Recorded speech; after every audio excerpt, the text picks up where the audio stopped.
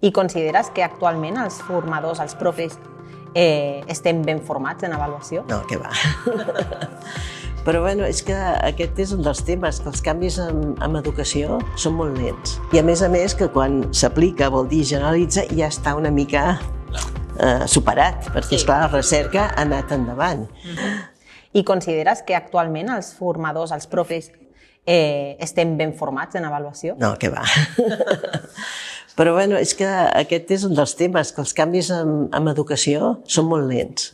Jo sempre explico que em va sorprendre llegir als anys 70 el Gimeno Sacristán, que deia que tardava 50 anys des de que una innovació en educació es posava a la pràctica fins que realment es generalitzava, eren 50 anys. Jo vaig pensar, en aquell moment, vaig imaginar, dic, ostres, quin horror, això no passa enlloc. No veus els efectes, no? No, és molt tard, i a més que quan s'aplica, vol dir generalitza, ja està una mica superat, perquè esclar, la recerca ha anat endavant. Però en aquell moment era el moment del Piaget, que tothom era Piaget i es parlava molt de Piaget a totes les escoles, als anys 70, i esclar, vaig pensar, ostres, el Piaget va fer aquests descobriments als anys 20. I són 50 anys. Dic, ostres, però és veritat, quan s'ha generalitat, i en aquell moment ja Piaget continua sent vàlid en moltes coses, però n'hi ha algunes coses que s'han superat, com has dit. Exacte. Aquesta és la gran contradicció que tenim al camp educatiu i que de moment no hem aconseguit anar més endavant. I és clar, en què els canvis són molt més accelerats que fa 50 anys, doncs, és un problema, no? Perquè la recerca va per davant i, en canvi, ja ho veiem, tot el que molta gent viu absolutament com si el passat educatiu no hagués hagut cap canvi en el món, ni en la societat, ni en el que s'ha d'aprendre, ni en el com s'ha d'aprendre. O sigui que això no pot ser. Jo soc química i me'n recordo que una vegada un exalumne que havia tingut a l'institut em va convidar, em va telefonar i em va dir, mira, jo vaig estudiar química gràcies a les teves classes perquè em vas animar, no sé què, i ara presento la meva tesi. I jo que estava amb aquest tema de la transposició li vaig preguntar, el que has fet a la tesi tindrà aplicació, s'aplicarà algun dia, no sé què, diu, ja està aplicant-se. Diu, sí, la Societat d'Aigües de Barcelona, perquè era una tesi en química analítica i ho està posant en pràctica, o sigui, abans de fer l'article de recerca ja estava sent aplicat. O sigui que, això és una diferència molt important. Tampoc vol dir que en ciència tampoc tots els canvis siguin immediats i molt menys. Però els ritmes són diferents. Són diferents, sí. Molt bé. Com bé deies, ja fa uns anys que vas començar a promoure tota l'avaluació formativa i formadora. Ens pots aclarir una mica els termes, també com a referència cap als nostres docents, i donar-nos la teva opinió de com s'està aplicant en el context actual, en referència a les situacions d'aprenentatge i també al canvi normatiu?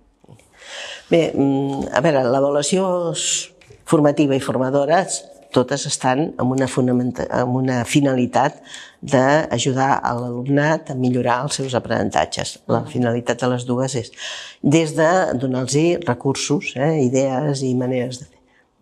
La diferència està en que la formativa, vista des del punt de vista tradicional, ho dic perquè el nom de formadora, insisteixo, ve dels francesos. Els anglosaxons no fan aquesta diferència, però sí que parlen d'autoregulació, que seria el mateix que avaluació formadora.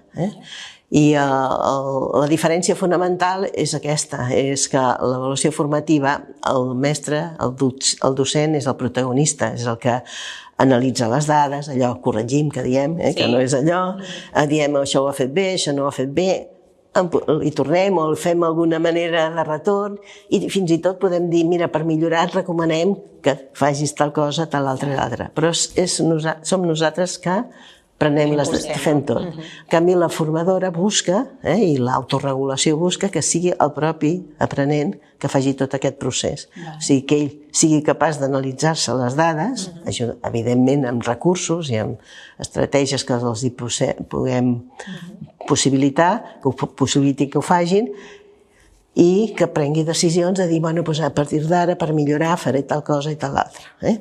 I per què és important aquesta diferència? Perquè si ens hi fixem, els alumnes que aprenen ho són autònoms aprenent. Són alumnes que poden decidir ells, poden veure, ostres, aquí he confós això, no m'he equivocat, o sigui, d'analitzar les seves coses i deixem, la propera vegada, quan ho faci, ho faré tal, milloraré. O sigui, són aquests. I, en canvi, els altres alumnes que no són capaços, perquè no ho porten, diguem-ne, de sortida, però com no els ajudem, perquè sempre estan esperant, llavors, a veure, que em diguin què haig de fer, que em diguin com ho tinc. I, esclar, llavors, si no els ensenyem a ser autònoms, mai seran capaços d'aprendre. Sempre necessitaran algú al costat que li vagi dient tot el que ha de fer. Per tant, el gran repte que tenim és aconseguir alumnes autònoms aprenent. I ho poden ser tots, en nivells més o menys màxim, però renunciar, que és la cosa que passa amb molts docents que renunciem, que diem, amb aquests alumnes no es pot. Perquè és una inversió de temps també i de recursos i de... Sí, i de ganes. Clar, jo diria de ganes. I en canvi, quan ho fas, la recompensa que tens és tan gran que jo animo a tothom a que faci aquesta idea. Per una banda, perquè t'obliga a ser creatiu, no a fer sempre el mateix, i és molt avorrit sempre corregir igual i sempre fer-ho. Per tant, això et dona satisfacció. Però després, quan veus els resultats, el que passa que els resultats no són a curt termini. Això no és perquè ho facis una vegada i ja són autònoms. Això nosaltres hem vist en aquests centres que vam estar treballant, hi havia alumnes que el primer pas el feien a segon. O sigui, a primer d'ESO començava, no en tenia, i a segon, de sobte, un dia deia, ai, ara en tinc allò... Feien aquella connexió. Ara no sé què. A segon, clar que vol dir que els docents hem d'estar connectats, hem de treballar amb la mateixa línia, perquè això és lent, és un canvi en profunditat, etc. Clar. Potser el no veure els resultats immediats també és el que no anima a poder fer aquests canvis. I és clar que les situacions que vol dir ara, bueno, doncs... és el mateix, vull dir que l'aprenentatge per situacions, si ho fem des del punt de vista d'avaluació antiga, doncs tampoc no hi ha ni un canvi. Si a les situacions incorporem aquesta visió de l'avaluació, sí que realment hi ha un canvi. D'acompanyar, de donar-li autonomia a l'alumne. Això mateix. Que autonomia no vol dir feu el que vulgueu. No, i tant. Que això és una altra... En educació, com és tan complexa, cada paraula que dius té... Hi ha moltes connotacions i interpretacions diferents, no?